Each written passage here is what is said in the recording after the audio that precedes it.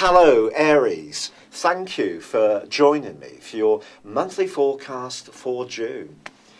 This month is going to be very much focused on communications, particularly in the first two-thirds. The month begins with the Sun in the sign of Gemini alongside your ruling planet of Mars. Now Mars is going to be relocating on the 5th into Cancer, the rather sensitive and emotional sign ruled by the Moon. Now Mars in this location is in its full. It's not at its happiest. After all, your ruler is very much about fire, it's about thrust, it's about direction, it's about action. Whereas the Moon is much more contemplative. It is about how we feel things. So the combination suggests that some of your energy could dissipate in terms of your communications. But also, in the first week of this month, the Sun is squaring up to Neptune. Neptune continues in the most psychological part of your scope. It is the planet of art, it's the planet of expression, it's the planet of nuances, of music. It's a very, very spiritual location for Neptune. And in that sense, there may be times when you can gain a beautiful connection to the things that are less tangible in life. But in this first week of this month, your hunches and instincts could be a little bit out of kilter. So if you are set to have any important conversations or you're set to travel anywhere, do be careful to plan things and really be as precise as possible. It will help you a lot. But the great news as far as that communication is concerned is that on the 7th, Mercury, the planet of communication, returns to its home zone. On the 6th, Venus, the planet of love and affection, moves from your sign after its switchback retrograde period and enters into its home sign of Taurus. So that's really interesting. But for you, the great news there is that this can revive your finances and give you an appetite for all the good things in life. But with Mercury dazzling in the sign of Gemini from the 7th too, that's an opportunity to showcase your talents and interact with other people in a very successful way. So, is there a catch? Well, the interesting thing is that there is a bit of a catch, and it goes from the 12th through to the 24th, when both Mercury and the Sun go into an opposition with Saturn, which is in your sector of high knowledge, and anything to do with law, travel, cultural stuff. If you're having any kind of interaction with people from a distance, very, very important, again, to be very exact in what you're saying. But the wonderful news is that on the 9th, Jupiter, the planet of growth, of optimism, and of course, of good fortune, which has been tracking backwards for 4 months in your sector of relationships, well, he starts to go forwards.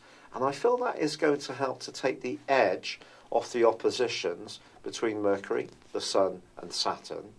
But I feel that your physical vitality may be a little bit lower in this core centre part of the month.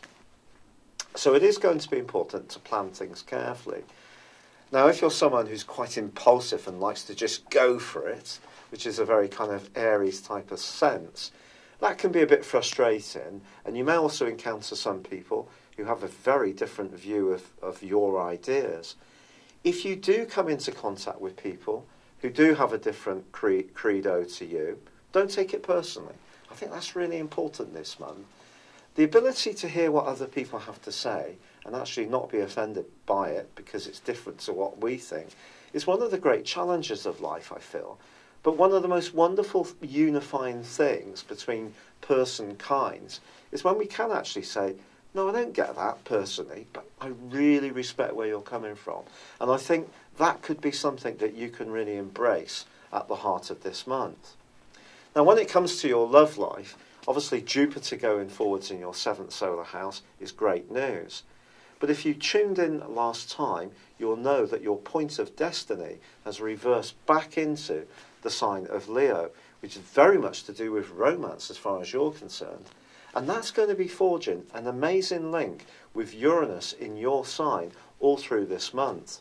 So the North Node and Uranus are going to cooperate, and that's asking you to stay very open-minded about the type of people that you can interact with this month. And that shows where developing the listening side of conversation is just as important as developing the more articulating side of our situations too.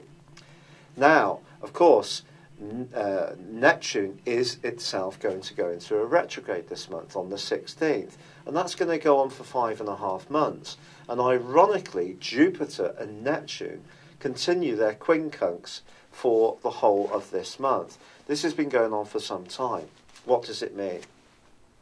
I think it means more psychological worries or little anxieties or insecurities can undermine your relationships. They can dissipate your energy. So it's going to be very important to keep the faith.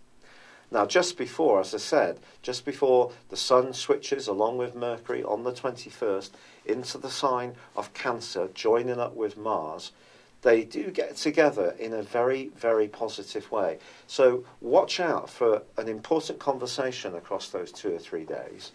And also, once the Sun and Mercury move, they do for a couple of days stay very tightly together.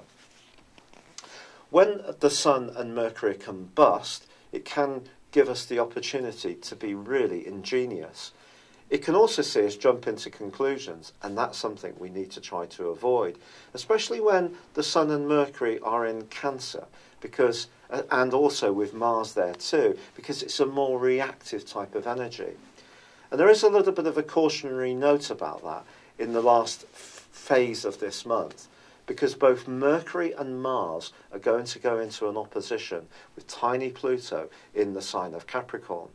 Now, this could see you getting into some unedifying conflict or disagreements, especially with someone from a different age group to you. It could be within the family.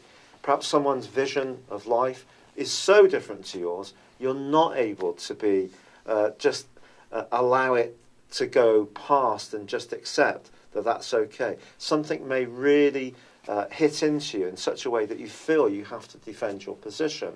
So watch out for someone who could be a little bit unscrupulous as this month draws to a close, and particularly if you're thinking about getting involved in any kind of property speculation or deal, or as far as your business involvements are concerned, you must make sure that the more emotional side of the conduct that goes on around these kind of ties is as much as possible is kept on a very dignified level.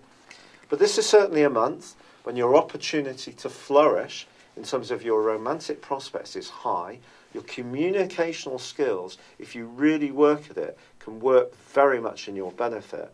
And with Jupiter starting to go forwards in your sector of relationships, that can really pep you up too, along with that North Node, the Dragon's Head, forging an amazing link to Uranus, which just suggests to keep an open mind at all times. It's been a real pleasure being with you. Thank you for joining me. Good luck, and goodbye for now.